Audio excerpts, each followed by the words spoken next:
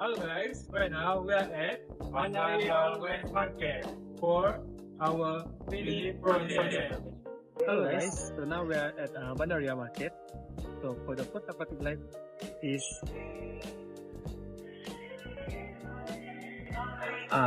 needle squid.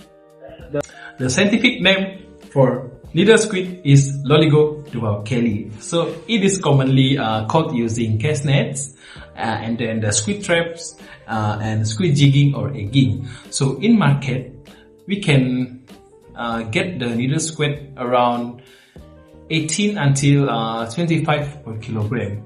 So the popular dishes made from the needle squid include spicy sambal and then the squid cooked with soy sauce. The last one is squid cooked with sambal petai. So in terms of sustainability, the carbon footprint of needle squid is low to medium because it is a wild caught and does not require intensive farming. Fishing is usually done using small boats and traditional jigging methods, which produce much lower emission compared to livestock farming. For biodiversity impact, needle squid has a medium risk.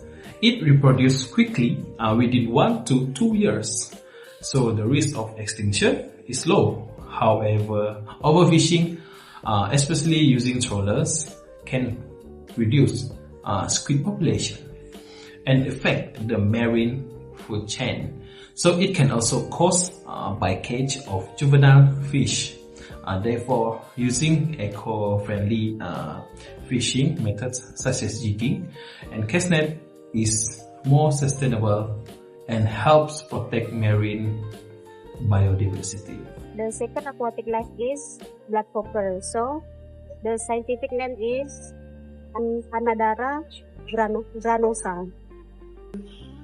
Catching technique by blood cockers are through mud flat farming and hand picking. In this mud flat farming, blood cockers are farmed on large mud flat areas where seed cockles, locally known as benekarang, are spread onto the mud and allowed to grow naturally. Once the cockles reach a suitable size, they are harvested using mechanical rakes or hand diggers, depending on the scale of the operation. And picking during low tide, where harvesters collect the cockles directly from the mud. Small tools are also used to rake the mud gently to locate and gather the cockles. In terms of price, blood cockles typically cost 10 ringgit to 15 ringgit per kilogram. The common recipe for blood cockles is sambal kerang, kerang bakar, and keramu kerang. We move to evaluation of sustainability for carbon footprint. So, for carbon footprint is low. Second, the impact on biodiversity is moderate. It is because farming blood cockles does not require large boats or heavy fuel consumption. Blood cockles farming use existing mud flats, so it does not require clearing new habitats. However, overharvesting or poor management can reduce biodiversity and affect water quality. Third, the catching methods is moderate to high. Because manual collection causes minimal habitat damage and produce no bycatch. Blood cockles are generally safe to eat, but they must be fully cooked because they can carry bacteria if eaten raw.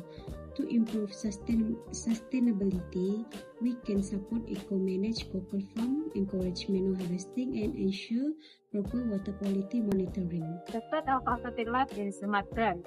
So, in the aquatic name is Kelasrata. For fishing technique, we can use a traditional trap made of bamboo or nets. For market price, it's 65 ringgit Malaysia per kilogram. For the recipe, we have 3, which is number 1, mud crab coconut chili gravy, number 2, mud crab curry, and number 3, grilled mud crab. For the second part is sustainable and food safety evaluation. For the first one, carbon footprint. It's low because mud crab live in mangrove area and do not need live long distance transport or intensive technology. For the second part is biodiversity impact. It's risky if over-harvested because mud crab live in mangrove area, and if too much catching, it may disturb the balance of population and habitat of mud crab. Hello guys, the next one, Giant freshwater prawn. like you can see here, it is the scientific name is Macrobacchium rosenbergii. And today I will explain about giant freshwater prawn. The fishing technique that we use to catch the giant water prawn is fishing rod, prawn traps, and also we have casting net and also scoop net. For the market price for the medium size is about 80 to 85 ringgit per kilos, and there are some recipes that we can use to cook this giant water prawn. One of it is prawn cooked with chili, grilled prawn with sambal, and also buttermilk.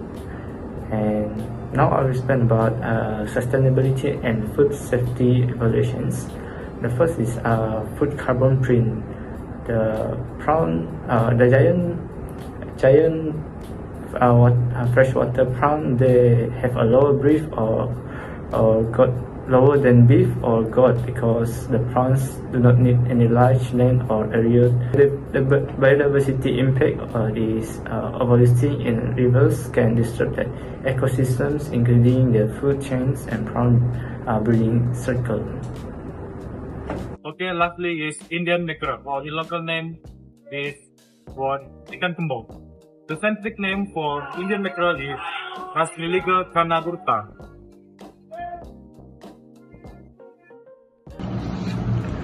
There are several fishing techniques to catch this fish.